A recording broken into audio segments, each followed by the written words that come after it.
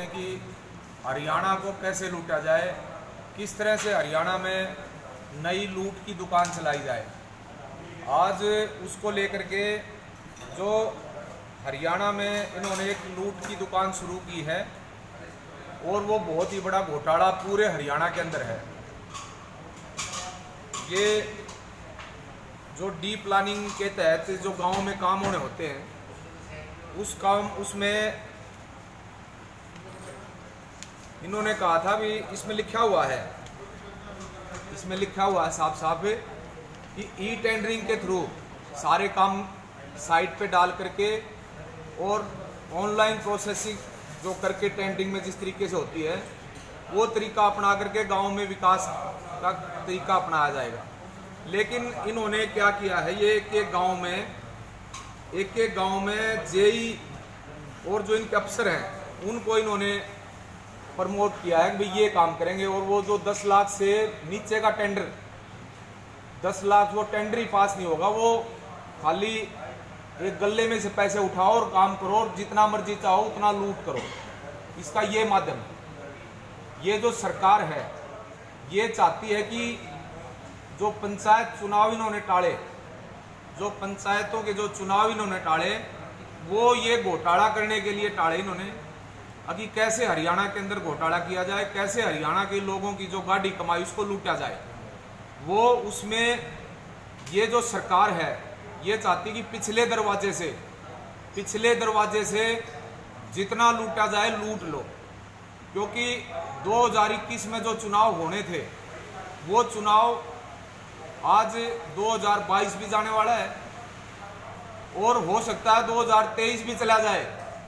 क्योंकि ये चुनाव नहीं करा रहे, इसलिए नहीं करा रहे कि ये हरियाणा के अंदर बहुत बड़ा घोटाला करीबन है, ये 500 करोड़ रुपए का घोटाला पूरे हरियाणा के अंदर। हम आप पत्रकार साथियों के माध्यम से सरकार को ये चेताना चाहते हैं कि इस जिले में हम हर एक जिले में जाएंगे, हर एक जिले में जाकर के इस सरकार को चेताएंगे। अगर सरकार नहीं मानी तो हम सड़क से लेकर के विधानसभा तक की लड़ाई लड़ेंगे, संसद तक की लड़ाई लड़ेंगे। लेकिन इस सरकार को, इन लुटेरे लोगों को, हरियाणा के लोगों की एक भी पाई लूटने नहीं देंगे।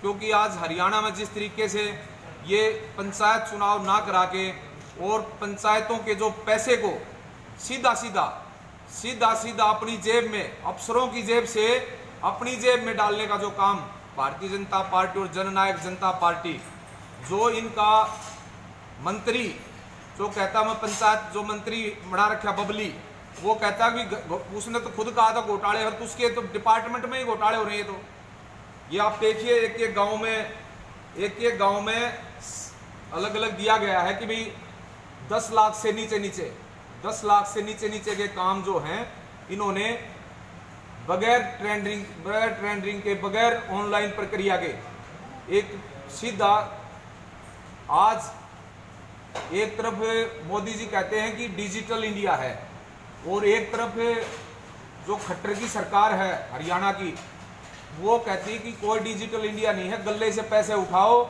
जो मर्जी चाहो लूटो, जो मर्जी चाहो काम करो, जो मर्जी चाहो अपनी जेब में डालो। तो आज ये अलग अलग गांवों की रिपोर्ट है। अलग अलग गांव में इन्होंने ये देखिए आदमी निर्धारित कर दिए कि ये आदमी इस काम को कराएंगे और ये आदमी, इनकी कोई कहीं भी रिकॉर्ड नहीं है किसी प्रकार का। और एक गली को 9.5 लाख रुपए में, उसी गांव की दूसरी गली को 9.5 लाख, 9,10,000 रुपये में, 8.5 लाख रुपए में, ऐसे।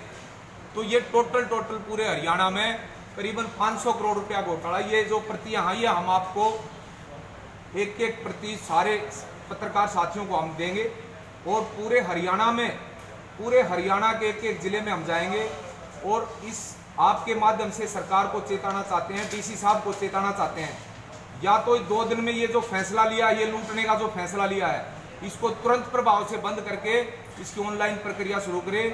और जो तरीका एक होना चाहिए, जो पारदर्शिता होनी चाहिए, ये कहते हैं कि हम पारदर्शिता अपनाते हैं, वो पारदर्शिता इन्होंने दिखानी चाहिए। अभी भी ये पारदर्शिता है और हम इस तरीके से काम करना चाहते हैं, ये सरकार जनता के सामने लेकर आनी चाहिए चीज़ें। या तो डीसी साहब इसको तुरंत प्रभाव से इस जिले झज्जर जिले में करें, नहीं तो हम झज्जर जिले में 2 दिन के बाद यहाँ इस उपायुक्त महोदय के जो ऑफिस का घेराव करेगी आम आदमी पार्टी और पूरे तरीके से इनको नाको चने चबाने के लिए मजबूर कर देंगे। लेकिन हरियाणा की एक भी पाई इनको हम खाने नहीं देंगे। ये जिस तरीके से लूट की दुकान चलाना चाहते हैं, आम आदमी पार्टी इस दुकान को चलने नहीं देगी।